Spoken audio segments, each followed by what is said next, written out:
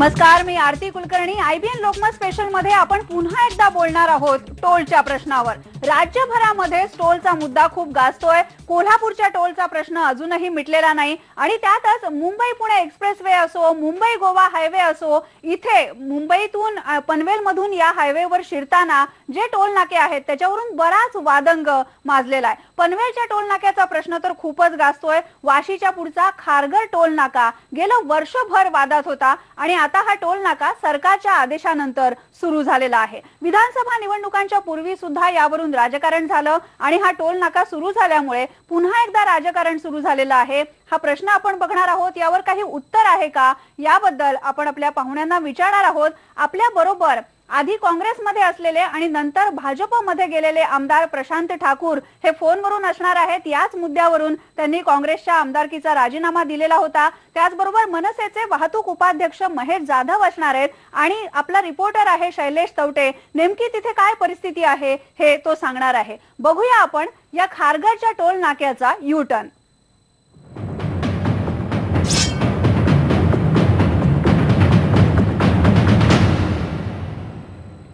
टोलच्या मुद्द्यावरून मनसेनं राज्यभरामध्ये आंदोलन सुरू केलेलं होतं आणि त्यानंतर पनवेल जवळचा खारघरचा टोल नाका या विधानसभा निवडणुकीमधला महत्वाचा मुद्दा बनलेला होता. याच टोल नाक्याच्या प्रश्नावर आमदार प्रशांत ठाकूर यांनी काँग्रेसचा राजीनामा दिला आणि ते भाजपमध्ये गेले. आता हा टोल नाका सुरू झाल्यानंतर पुन्हा एकदा आमदार प्रशांत ठाकूर हा मुद्दा उचलणार का अशी मागणी होतीये. पण प्रशांत ठाकूर यांनी मात्र घुमजाव केलाय असं बोललं जात आहे. या टोल नाक्याबद्दलची भूमिका त्यांनी बदललेली आहे आणि म्हणूनच सगळे राजकीय पक्ष आणि पनवेलचे रहिवासी त्यांच्यावर टीका करतात. पण पहिल्यांदा बघूया हा प्रश्न नेमका काय आहे आणि हा टोल नाका सुरू झाल्यानंतर तिथे काय वातावरण होतं. नवी मुंबईचा खारघरचा टोल नाका सुरू झाल्याच्या पहिल्याच दिवशी मनसेनं इथे तोडफोड केली. टोल नाका सुरू झाल्यास त्यावरून राजकारण सुरू झालंय. खरं तर मुंबई हायकोर्टाच्या आदेशानुसार हा टोल नाका सुरू झालाय. पण पहिल्याच दिवशी मनसेच्या कार्यकर्त्यांनी तोडफोड केली आणि टोलचा मुद्दा आणखी पेटला. काँग्रेसमधून आता भाजपमध्ये गेलेले आमदार प्रशांत ठाकूर यांच्यावर या प्रकरणी टीका होते. त्यांनी या टोल नाक्याच्या मुद्द्यावरून बंड करूनच काँग्रेसचा राजीनामा दिला होता. पण आता हा टोल नाका सुरू झालाय त्यामुळे त्यांनी पुन्हा राजीनामा द्यावा असं नागरिकांचं म्हणणं आहे. सरकारने अचानक काल रात्री टोल चालू केला. आम्हाला कोणालाच पूर्वकल्पना नाही, पेपरला जाहिरात दिली नाही, काही नाही. लोकांना समजणार कशा प्रकारे की टोल चालू झाल्यामुळे ट्रॅफिक झालेले. आम्ही दुसरा पर्याय शोधला असता, ट्रेननी वगैरे गेलो असतो. आम्ही ये खाली बताया था कि हमारे जो पॉलिटिकल है उन्होंने बोला कि हम ये टोल नहीं भरेंगे, ये कैंसिल करेंगे इसको, ऐसा बोला गया था हमको बिफोर इलेक्शन. काफी बैनर लगाए गए थे और ये अचानक चालू हो गया. It is surprising. निवडून येताना ह्या टोल नाक्याचा वापर करून ह्या कामोठा आणि खारघर वसाहतीमध्ये मताधिक्य घेऊन निवडून आलेले आहेत. या टोलच्या मुद्द्यावर जनतेची फसवणूक केली, लोकांची दिशाभूल केली आणि ते दिशाभूल करूनच या ठिकाणी ते निवडून आलेले आहेत. तर त्यांनी राजीनामा दिला पाहिजे. खारघर टोल नाका बंद व्हावा अशी मागणी आपण केलीच नव्हती असं आता आमदार प्रशांत ठाकूर यांचं म्हणणं आहे. या नोटिफिकेशन मध्ये असलेल्या अपुऱ्या गोष्टी या पूर्ण लवकरात लवकर झाल्या पाहिजे यासाठी मी प्रयत्न करतोय. 5 गावांच्या सोबतीनं तिथल्या कॉलन्या आणि बाकीच्या सगळ्या परिसराला सुद्धा टोलमधून एक्झाम केलं पाहिजे यासाठी शासनाकडे माझा आग्रह आहे आणि मी त्यामध्ये नक्की यशस्वी होईल. खारघरच्या या टोल वसुलीमधून पनवेल, कळंबोली, खारघर, कामोठे आणि कोपरा या 5 गावांना सवलत देण्यात आली आहे. 5 गावांना या टोलमधून सवलत मिळाली असली तरी पनवेल परिसरातील अनेक गावांना या टोलचा भुर्दंड सोसावा लागणार आहे. एकीकडे नागरिक त्रस्त आहेत तर इथले राजकीय नेते मात्र टोलवा टोलवीत मशगूल झाले आहेत. पुण्याला जाताना वाशीला टोल भरल्यानंतर अवघ्या 16 किलोमीटर अंतरावर खारघरचा टोल नाका आहे आणि त्यामुळे या टोल नाक्याला तीव्र विरोध होतोय. शैलेश तवटेसह ब्युरो रिपोर्ट, IBN लोकमत. आपण बघितलं या खारघरच्या टोल नाक्याची कहाणी. सरकार टोलच्या बद्दल गंभीर आहे. CP जोशी समितीचा अहवाल आल्यानंतर युती सरकारचं धोरण स्पष्ट होईल. टोलचे करार आघाडी सरकारनं केलेले होते असं MSRDC मंत्री एकनाथ शिंदे यांनी म्हटलंय. गठीत केलेली आहे त्यावर स्टडी चालू आहे आणि लवकरच एकंदरीत राज्यासाठीच धोरण टोलचं निश्चित होणार आहे. ॲग्रीमेंट टोलच्या कंपन्यांबरोबर काँग्रेस आघाडी सरकारनेच केलेलं आहे. तर त्याचे ॲग्रीमेंट तुम्ही रद्द करणार आहात? आता त्याच्यावरच मी सांगितलं ना, सर्वकष धोरण एकंदरीत राज्याचं ठरतं आहे, त्याच्यामध्ये धोरणात्मक निर्णय होईल. आपण बघितलं सरकार अजूनही असं म्हणतंय की सीपी जोशी समितीचा अहवाल आल्यानंतर आम्ही राज्यभरातल्या टोल बद्दल काही निर्णय घेणार आहोत, पण तरी सुद्धा खारघरच्या टोल नाक्याच्या मुद्द्यावरून वातावरण पुन्हा एकदा पेटलेलं आहे. आपल्या बरोबर भाजपचे आमदार प्रशांत ठाकूर आहेत, आपण त्यांच्याकडे जाऊया, कारण खारघरच्या टोल नाक्याचा मुद्दा जेव्हा जेव्हा येतो तेव्हा प्रश्न प्रशांत ठाकूर यांनाच विचारला जातो. प्रशांत ठाकूर, आपण बघितलं खारघरचा हा टोल नाका आहे, हा सुरू झालेला आहे, तिथल्या सगळ्या वाहनधारकांना भुर्दंड पडणार आहे, 5 गावांना सवलत देण्यात आलेली आहे, पण तरी सुद्धा जर ठाण्याहून किंवा मुंबईतल्या कुठल्याही ठिकाणाहून जर पुण्याला जायचं असेल तर जास्तीत जास्त 240 रुपयाचा टोल आम्ही का भरायचा, हा प्रश्न सतत सगळेजण विचारत असतात. तुमचं काय उत्तर आहे? खारघरचा हा टोल नाका सुरू झाला, आता तुमची भूमिका काय? नमस्कार. मुळात माझी भूमिका या टोलच्या संदर्भातली सातत्याने राहिलेली आहे आणि आपण आपल्याकडेही कदाचित रेकॉर्डिंग असतील, आपण तपासून बघा की या रस्त्याचा वापर आमच्या स्थानिक लोकांना करायला लागत असताना त्याच्यावरती आम्हाला त्या रस्त्याचा केवळ 1/4 किंवा त्याहीपेक्षा कमी पार्ट वापरायला लागत असून टोल का भरायचा, हा प्रश्न मुळात आहे. कारण टोल काही फक्त याच रस्त्यावर याच्यातला भाग नाही, महाराष्ट्रात सगळीकडे आहे. या रस्त्यावर नेहमीच्या वापराचे करणाऱ्या लोकांना टोल लागू नये ही माझी भूमिका यापूर्वी होती, आजही आहे. ती भूमिका काही मी बदललेली नाही. प्रशांत ठाकूर, पण तरी सुद्धा तुमच्यावर असा आरोप होतोय की हा टोल नाक्याचा मुद्दा घेऊन तुम्ही काँग्रेसमधून बंड केलं, तुम्ही भाजपमध्ये गेलात आणि आता भाजपच्या सरकारचं सुद्धा हे धोरण असताना आता तुम्ही या टोल नाक्याला विरोध करत नाही आहात.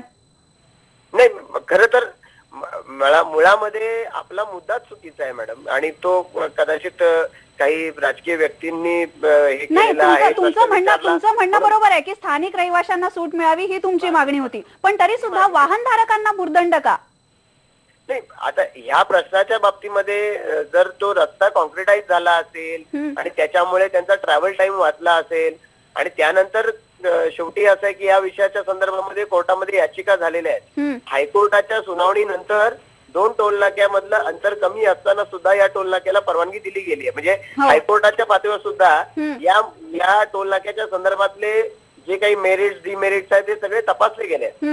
आता त्याच्यावर पुन्हा मी काही भाष्य करायचं आणि पुन्हा सुरू करायचं पेक्षा कुठल्या तरी बेसिसवरती टेक्निकलिटीवरती याचा सगळा अभ्यास झाला पाहिजे. नाही, तांत्रिक गोष्टी आहेत, पण तरी सुद्धा तुमची भूमिका काय आहे प्रशांत ठाकूर? माझी भूमिका या रस्त्याच्या संदर्भातली एवढी आहे, या टोलच्या संदर्भातली, की माझ्या तालुक्यातल्या लोकांना जिथे दैनंदिन वापरासाठी हा रस्ता वापरायला लागतो त्यांना तो टोल भरायला लागू नये. त्याच्यातल्या काही मुद्द्यांच्या बाबतीमध्ये, काही गावांच्या बाबतीत त्याच्यामधला रिलीफ मिळाला, राहिलेल्या गावांच्या बाबतीमध्ये लवकरात लवकर रिलीफ मिळाला पाहिजे. जोपर्यंत तो रिलीफ मिळत नाही तोपर्यंत स्थानिकांकडून टोल वसूल केला जाऊ नये ही माझी भूमिका आहे. ठीक आहे, आपण आपल्या बरोबर मनसेचे वाहतूक उपाध्यक्ष महेश जाधव आहेत, आपण त्यांच्याकडे सुद्धा जाऊया. महेश जाधव, आता आमदार प्रशांत ठाकूर काय म्हणाले तुम्ही ऐकलत, तुम्हाला ही भूमिका पटते का? कारण स्थानिक रहिवाशांची असेल, वाहनधारकांची अशी तक्रार आहे की टोलच्या मुद्द्यावर सगळेच राजकीय पक्ष टोलवाटोलवी करतात. सत्तेत आल्यानंतर टोल विरुद्ध सोयीस्करपणाने आपलं मत चेंज करायचं आणि सत्तेत नसताना त्याच्या विरोधात भूमिका घ्यायची, ही प्रशांत ठाकूर यांनी चांगलं जमतं. आता त्यांनी जसं सांगितलं की सत्तेत येण्यापूर्वी त्यांनी सांगितलं की आम्ही खारघरचा टोल नाकाच चालू होऊन देणार नाही, असे मोठे मोठे होल्डिंग्स लावले. आणि आता सत्तेत आल्यानंतर त्यावरून ते युटर्न घेऊन ते सांगतायत की आम्हाला ह्या टोल संदर्भातले काही गावांना वगळायचं आहे. मुळात हा टोलच इनलिगल आहे. 45 ते 40 ते 45 किलोमीटरचा अंतर हे केंद्र शासनाचं सुधारित केंद्र शासनाचं जे अंतर आहे त्याप्रमाणे हे अंतर असायला पाहिजे होतं. मुळात 2 महिने जर सत्तेवर येऊन झालेले आहेत तर 15 दिवसात ते हायकोर्टात किंवा सुप्रीम कोर्टात जाऊन ते चॅलेंज का केलं नाही त्यांनी ह्या विषयाला? मुळात ह्या टोल नाक्याच्या विषयावरती त्यांना चॅलेंज करता येऊ शकलं असतं, पण त्यांची इच्छाशक्ती, राजकीय इच्छाशक्ती नसल्यामुळे आणि पनवेलकर जनतेला किंवा त्यातल्या असलेल्या आमदारकीच्या विभागातील लोकांना असं पनवेलकर लोकांना फसवल्याचं वाटतंय प्रशांत ठाकूरांनी. परत एकदा आपण प्रशांत ठाकूर यांच्याकडे जाऊया. प्रशांत ठाकूर असं म्हणतात की हायकोर्टानं जो निर्णय दिलाय त्याला राज्य सरकारनं चॅलेंज का नाही केलं आणि लोकांची फसवणूक का केली? नाही, मला माझ्या सहकाऱ्यांच्या ज्ञानात दुरुस्ती भर घालायची आहे की मी मागच्या वेळेला सुद्धा सत्ताधारी पक्षातच होतो आणि त्यावेळेला सुद्धा मी स्थानिकांना टोल भरण्याच्या विरोधात होतो. मी काही टोलच्या विरोधात नव्हतो. माझे होर्डिंग हे स्थानिकांना टोल नको म्हणूनच होते. त्यांना पाहिजे तर माझ्याकडून येऊन फोटो बघून द्यायला माझी काही हरकत नाहीये. आणि या संदर्भामध्ये शासनाची भूमिका काय आहे यासाठी सन्माननीय आमचे मंत्री महोदय किंवा शासनाचे आमचे प्रतिनिधी त्यावेळेस सांगतीलच. पण या टोलच्या संदर्भामध्ये न्यायालयानं निर्णय दिलेले आहेत. रद्द केलेले टोल नाके पुन्हा सुरू करावेत म्हणून शासनानं न्यायालयाने सांगितलेलं आहे. याचा अर्थ तुमचा खारघरच्या टोल नाक्याला विरोध नाही? याचा अर्थ खारघरच्या टोल नाक्यावर स्थानिकांना टोल द्यायला माझा विरोध आहे. पुन्हा तुम्ही स्थानिक रहिवाशांची भूमिका मांडताय, हे तर बरोबर आहे प्रशांत ठाकूर, पण तरी सुद्धा इतका भुर्दंड या टोल नाक्यांवर का पडावा हा प्रश्न आहे. आपल्या बरोबर आमचा रिपोर्टर शैलेश तवटे आहे, आपण त्याच्याकडे जाऊया. शैलेश, आता आपण बघितलं आमदार प्रशांत ठाकूर यांचं काय म्हणणं आहे. मनसेनं तर या टोल नाक्याला विरोध केलेला आहे, तिथे मनसेनं तोडफोड सुद्धा केलेली आहे, पण नेमकी काय परिस्थिती आहे पनवेलच्या परिसरात? नक्की आरती, आपण बघितलं की खारघर टोल हा चुकीचाच आहे, पण विकास झाला पाहिजे. रस्त्यांच्या माध्यमातून विकास हा झालाच पाहिजे, पण त्याला काही मर्यादा आहेत, त्याला काही मार्ग आहेत. पण आपण जर बघितलं तर खारघर टोल नाका हा अवघ्या मुंबईच्या साधारणतः 17 वाशीचा तो टोल नाका आहे, तो वाशीच्या टोल नाक्यापासून 17 किलोमीटर अंतरापर्यंत आहे. त्यामुळे जे केंद्र सरकारच्या धोरणानुसार असं म्हटलंय किंवा स्टेट जी राज्य सरकारची जी पॉलिसी आहे की एखादा टोल हा 40 किलोमीटर अंतरातच असला पाहिजे, आणि त्या संदर्भात या संदर्भात ज्या काही नोटिफिकेशनमध्ये अशा प्रकारची तरतुदी असल्या पाहिजेत. पण तशा पद्धतीचं नसताना सुद्धा वाशीच्या अवघ्या 17 किलोमीटर अंतरावर वाशीनंतर हा खारघर टोल नाका उभारला गेलाय, आणि यापुढे आपण जर बघितलं 22 किलोमीटर अंतरावर खालापूर टोल नाका सुद्धा आहे. त्यामुळे अशा परिस्थितीमध्ये खारघर टोल नाका हा चुकीचा आहे अशी भूमिका आहे. आपण जर बघितलं तर पनवेल परिसरामध्ये शेडुंग, करंजाडे आणि रोहिंजन ही जी गावं आहेत, या परिसरामध्ये अजूनही टोल आहेत. तिथल्या काही रहिवाशांना तिथली सवलत जी आहे ती आहे, पण तिथे टोल वसूल अजूनही केला जातो.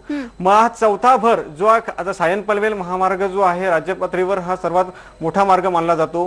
मुंबई मधला म्हणजे मुंबईकडे येणारा म्हणजे गोव्यावरून आणि पुण्यावरून असलेला हा प्रवेशद्वार मानला जातो. मग त्यामुळे सायन पनवेल मार्गावर मोठ्या प्रमाणात वाहतूक जी असते ती असते, आणि वाशीचा टोल नाका हा पहिल्यापासूनच आहे. त्यामुळे ही जी तरतूद ज्या वाशीच्या टोल नाक्यामध्येच केली पाहिजे होती. जर 1200 कोटी जर सायन पनवेल मार्गावर खर्च झाले तर ही तरतूद वाशीच्या टोल नाक्यामध्ये का केली नाही? हा नवीन टोल नाका का निर्माण केला गेला?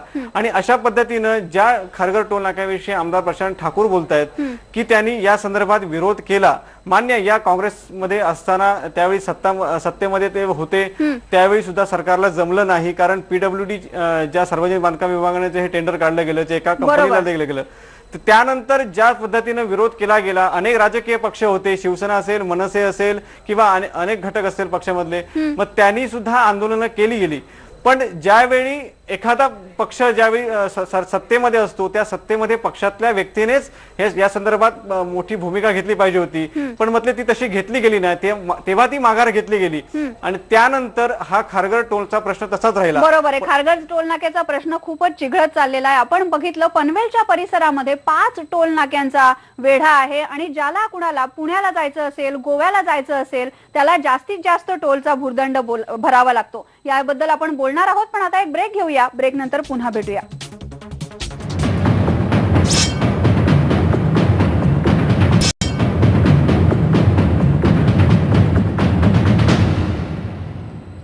खारघरचा टोल नाका सुरू झाला आणि टोल नाक्याचं राजकारण सुद्धा पुन्हा एकदा सुरू झालं. याबद्दल आपण बोलतोय आमचे रिपोर्टर शैलेश तवटे यांच्याशी, आणि मनसेचे वाहतूक उपाध्यक्ष महेश जाधव सुद्धा आपल्या बरोबर आहेत.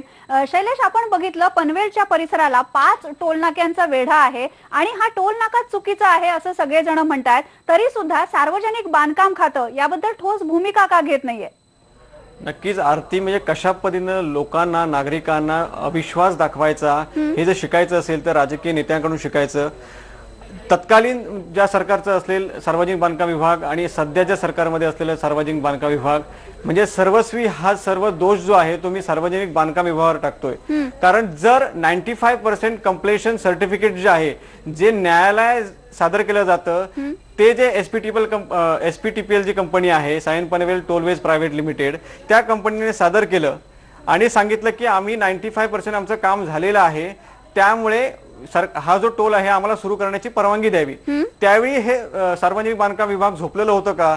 कारण तेव्हा जर त्यांना टोल सुरू करायचा असेल मग त्यांनी या संदर्भात कुठल्याही प्रकारचा स्टे मागितला पाहिजे होता की आम्हाला या संदर्भात कुठलंही काम चांगलं झालेलं नाहीये किंवा या संदर्भात सोयी सुविधा झालेल्या नाहीयेत, आम्हाला या संदर्भात कुठल्याही प्रकारचा टोल सुरू करायचा नाहीये. मग राज्य सरकार ठरवेल ना. या संदर्भात 1200 कोटी झाले, 1300 कोटी झालेत, तो राज्य सरकार त्या संदर्भात जो काय खर्च आहे तो भरेल. मग जर राज्य सरकारलाच टोल विषयी कुठली प्रकारची धोरणं आखायची नाहीयेत किंवा टोल हे बंद करायचे नाहीयेत, त्यामुळे ही कुठली भूमिका घेतली गेली नाहीये. आणि आपण जर बघितलं 2011 पासून खारघर टोल हा सुरू झालेला आहे आणि मागील 4 महिन्यापासून हे त्याचं काम झालेलं आहे असं त्याच्या कंपनीचं म्हणणं आहे. पण 4 महिन्यापूर्वी आपण जर बघितलं त्या संदर्भात निवडणुका होत्या, या संदर्भात ही गोष्ट मानली पाहिजे. पण निवडणुकापूर्वी या संदर्भात कुठली भूमिका घेतली गेली नव्हती. त्या संदर्भात कुठल्याही कंपनीनं 95% कंप्लेशनचं सर्टिफिकेट दाखल केलं नाही. म्हणजे आम्ही मारल्यासारखं करायचं आणि तुम्ही रडल्यासारखं करा, अशा प्रकारची भूमिका ही राज्य सरकारची पण आहे आणि या संदर्भात कंपनीची पण आहे. बरोबर आहे. कंपनी असेल, कॉन्ट्रॅक्टर असतील आणि सार्वजनिक बांधकाम विभाग सगळ्यांच्याच अशा भोंगळ कारभाराचा भुर्दंड जो आहे तो आपल्याला सोसावा लागतोय. आपण महेश जाधव यांच्याकडे सुद्धा जाऊया. महेश जाधव, मनसेनं टोल नाक्यांना तीव्र विरोध केलेला आहे. जिथे जिथे टोल नाक्यांच्या बद्दल असे गोंधळ असतात तिथे मनसेचे कार्यकर्ते तोडफोड करतात, पण तोडफोड करून हा प्रश्न सुटणार नाही असंही बोललं जातं. तुमची नेमकी मागणी काय? आमची तोडफोड करण्याची भूमिका, एखाद्या माणसाला आम्ही ह्याच टोल नाक्यावरती घंटानाद आंदोलन केलं. ह्या सरकारला स्वर्गीय गोपीनाथ मुंडेंनी दिलेल्या शब्दाची जाग यावी आणि त्यांनी दिलेला शब्द पाळावा यासाठी ह्या टोल नाक्यावर आम्ही घंटानाद आंदोलन केलं 10 तारखेला. पण त्याचा कुठेही त्या सरकारला ते ऐकायला गेलं नाही आणि ज्या भाषेत ज्या सरकारला जे समजतं आणि त्याच भाषेत आम्हाला समजावण्याचा आमचा हा प्रयत्न होता. आणि स्थानिक लोकांचा सुद्धा त्याचा तीव्र विरोध आहे. स्थानिकांच्या त्या भावना आहेत, त्या स्थानिक लोकांचा उद्रेक आहे हा. स्थानिक लोकांचा उद्रेक आहे, रहिवाशांचं म्हणणं, वाहनधारकांचं म्हणणं तुम्ही मांडताय असं तुमचं म्हणणं आहे. पण खरंच या खारघरच्या टोल नाक्याच्या प्रश्नावर नेमकं काय उत्तर आहे हे शोधण्याचाही आपण प्रयत्न करणार आहोत. एका ब्रेक नंतर पहा फक्त IBN लोकमत.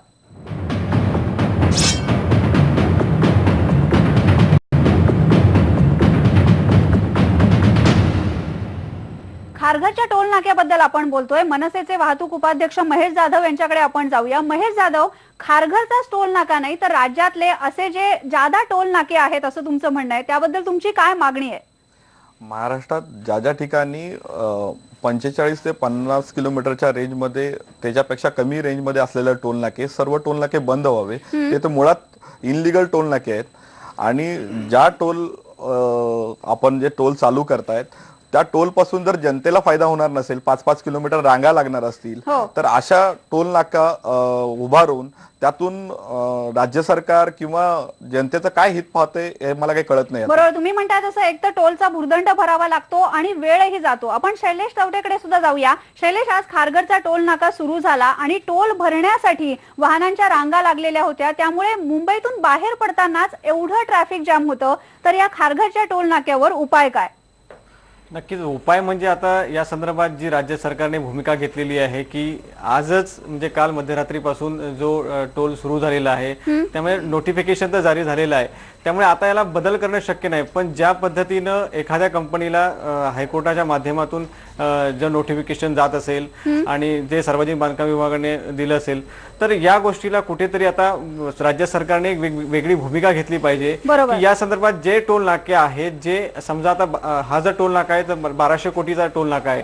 आज आपण बघितलं की 1200 कोटी राज्य सरकारकडे कुठल्या पद्धतीचे नाहीत हे कळत नाहीये. मग मागच्या वेळी ज्या सरकारने भूमिका घेतली होती सिडकोच्या माध्यमातून अशा काही ज्या सिडकोच्या हद्दीमध्ये असलेले टोल नाके, मग त्याला जर सिडको मदत करत असेल, आज सिडकोमध्ये हजारो कोटीची निधी पडून आहे, मग अशा पद्धतीने सिडकोच्या माध्यमातून जर हे टोल नाके होत असेल तर जनतेचा भुर्दंड जो आहे तो वाचेल. आणि त्यामुळे अशा पद्धतीचे टोल नाके जे आहे ते कमी करण्याचं काम हे राज्य सरकारच्या माध्यमातून केलं गेलं पाहिजे. बरोबर आहे शैलेश, असे कितीतरी व्यावहारिक उपाय आहेत आणि जेव्हापासून हा टोलचा मुद्दा गाजतोय, अगदी विधानसभा निवडणुकांच्या आधीपासून, तेव्हापासून हे सगळे मुद्दे सरकारला सुचवण्यात आलेले आहेत. पण सरकार बदललं, अजून राज्यातलं टोल धोरण का बदलत नाहीये हा महत्वाचा प्रश्न आहे. CP जोशी समितीचा अहवाल आल्यानंतर टोल धोरण ठरवू असं राज्य सरकारचे प्रतिनिधी म्हणतायत, पण आमची या टोल मधून मुक्तता कधी करणार हा सगळ्यांचा प्रश्न आहे. IBN लोकमत स्पेशल मध्ये इथेच थांबूया. पहा फक्त IBN लोकमत.